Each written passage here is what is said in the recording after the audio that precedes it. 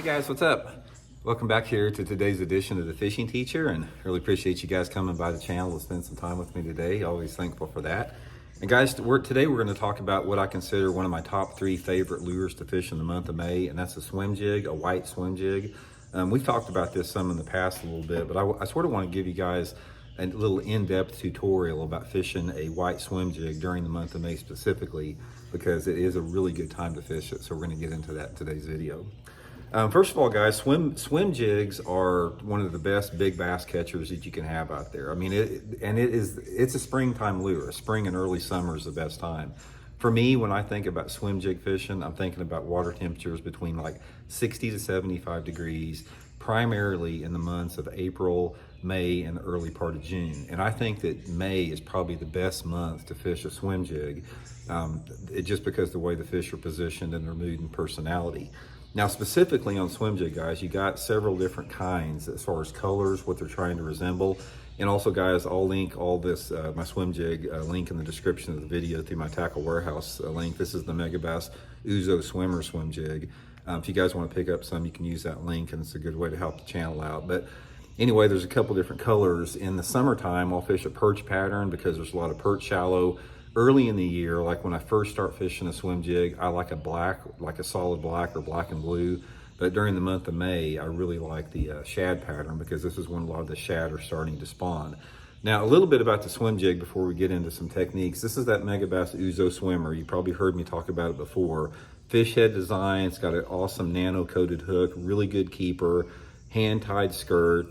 It's got a spinner on the bottom that I like if the water is like less than 2 foot of visibility, but if it's closer to 3, I'll take that blade off and just make it just a regular swim jig.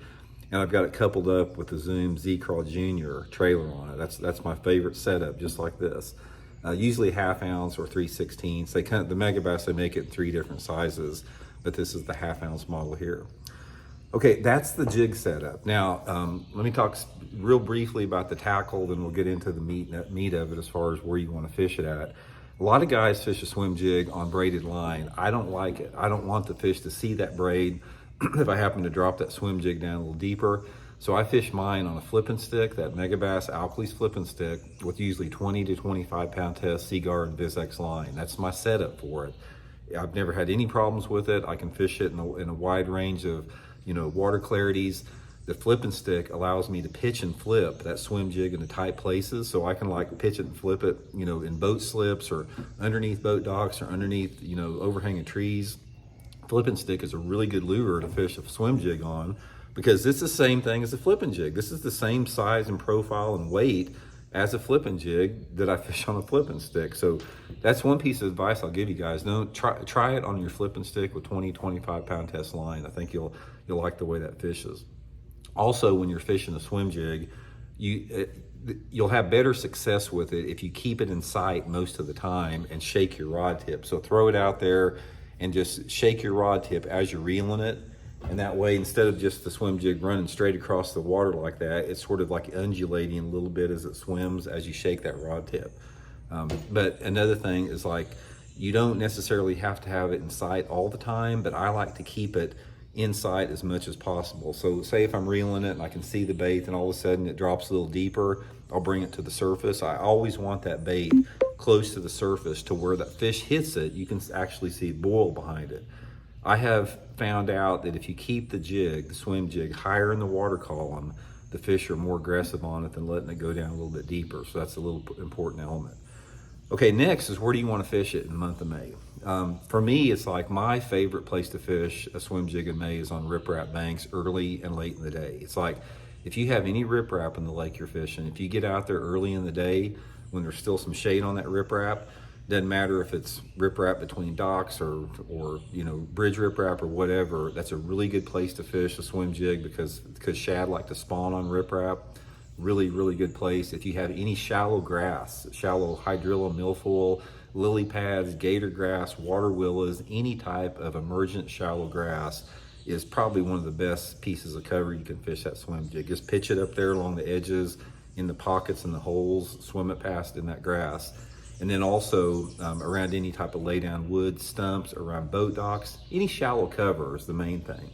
The places you want to fish it though, once you've identified the cover that you have, is you pretty much want to stay in the spawning type areas or the flatter banks for the most part.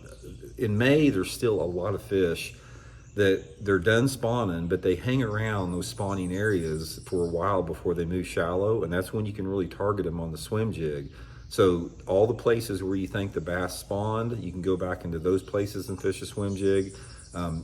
Basically flatter stuff is going to be your best cover for it. Steeper banks, I've caught a few on it, but I really like flat areas. It just, flat banks with boat docks on it, shallow cover, grass, whatever that you have.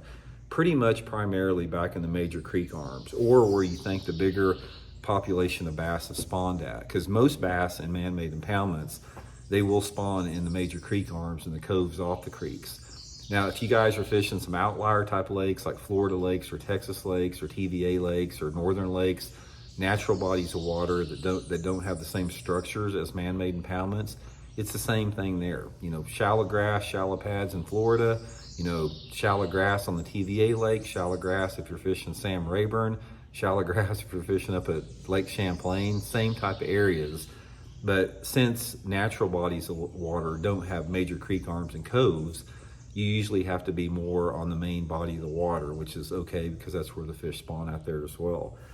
But anyway, guys, just throw it. There's a small window of time. We are right in the middle of the window of time right now for the swim jig. It's one of the funnest baits you'll ever fish because if you keep this jig high in the water column like I'm talking about, it's almost like fishing the top water. I mean, those fish will just come up and just boil over the top of it. It's a super fun way to fish. Finally, one other little tip I'll give you is I know that it's hard to resist the urge of temptation. When you're reeling that swim jig across it close to the surface and you see this big boil behind it, you just instinctually want to rear back and set the hook. Don't do that because you're going to lose a lot of fish. When you always be prepared mentally for that fish to hit, and when you pitch it out there and boom, that fish hits it, just take a second and let the fish swim out with it 3 or 4 feet and then set the hook on it. Let it move with that jig a little bit. If it's a good fish, it's not going to drop your bait. You don't got to worry about that. I usually let them swim 3, 4, maybe even 5 feet before setting the hook, and it really adds up to a lot better hookups with it. So anyway, guys, I'll link all this stuff in the description of my video here if you guys want to pick up some. Hope it works out for you, and we'll talk later.